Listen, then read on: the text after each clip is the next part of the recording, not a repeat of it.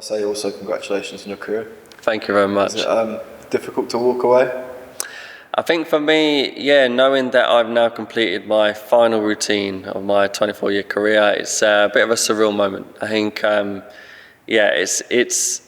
Of course, I would have loved for it to end on a dream result, but I think competition's competition, and I think overall I've been massively grateful for all the support that I've got, that people are celebrating my career as a whole rather than just one moment. So I think for me it'll take a bit of time to get into that mindset. It still feels pretty raw, but I think now's the time, if any, to kind of reflect, and yeah, I can be very proud. I think my immediate emotions when it comes to being close to doing the dream result, it was tough. It was really tough. And I think, I've done many competitions before. I know how this all works.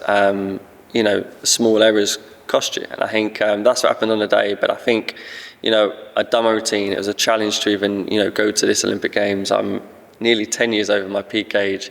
I'm proud to be there and proud to have done a routine the way I did. So I think, yeah, overall I can be happy. But now, I'm looking forward to kind of what's next, what's exciting, the targets I want to do. I feel very grateful to have made the impact I have in the 24 years I've done the sport, and feel fortunate to be a gymnast for so long. Competed against so many different people. What was the standard like at Paris compared to some of the previous games? I think when you talk about standard Olympic Games, I think it's always going to be top level. It's always going to be high. I think that Palmeiras final was extremely high as well. So in terms of level, no different to any other Olympic Games I've experienced. But I think it was a good final to watch, a good final to be a part of. I was early up, so I'm usually a gymnast that don't really like watching too many other gymnasts compete, but I think I was early up. My routine had done, and I could watch the other competitors. I mean, it was nice to watch. Of course it was, but it was a tough one to watch at the same time. But I think a really strong kind of field of gymnasts, and I think that's hopefully, shows more where the sport's heading, which is a good sign. A lot of people talk about legacy and what you want to try and leave behind when you leave something that you've done for so long, and I think I'm almost very grateful to have had the longevity in a sport where longevity is very hard. But I think when it comes to talking about legacy and the impact, I don't think I fully realise it because I've been in this bubble. But a lot of people are telling me about how many people that it's inspired, how many people it's got into sport and just almost changed what they do in a really positive way. And for me, that feels a bit surreal. So I feel like that's a huge honour to have even played that role where I've impacted so many lives. And I think now I'm excited about furthering that impact within sport, within grassroots, and seeing what I can do there. I think it's a very proud feeling to know that I've inspired the next generations and what they're doing now. Seeing what they're doing firsthand is amazing.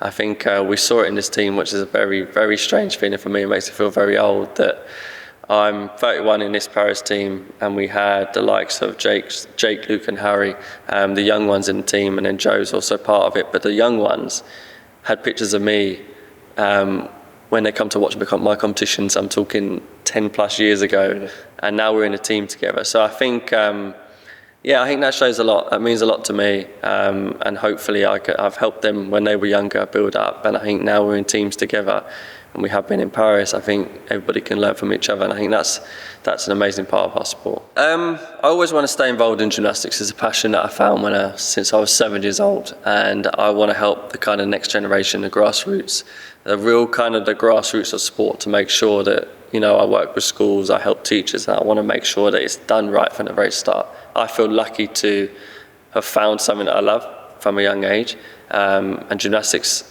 It's not coming from a biased place, because I talk to many athletes in different walks of life, and they say that they always think that they want their children, when they have children, to start with gymnastics. It's the best starting sport in the world, and it's opened so many doors and opportunities for me, and I want to provide that to many more.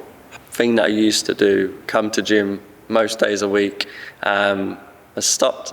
And I think that's a really strange one. I think I've got to be careful with that in terms of not doing stopping completely. I think I want to still be involved. I still want to kind of come in.